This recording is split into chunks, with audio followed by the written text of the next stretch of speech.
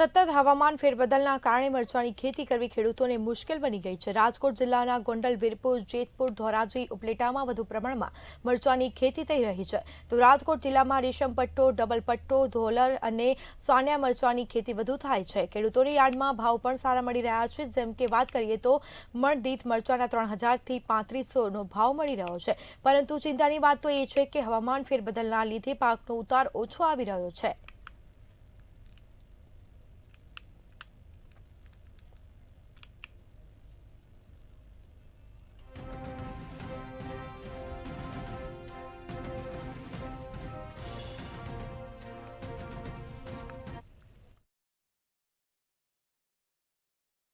આ સાલ પહેલેથી કમોસમી વરસાદ ને વાદળછાયું વાતાવરણ છે એને હિસાબે થીસનો અટક બહુ મોટો છે।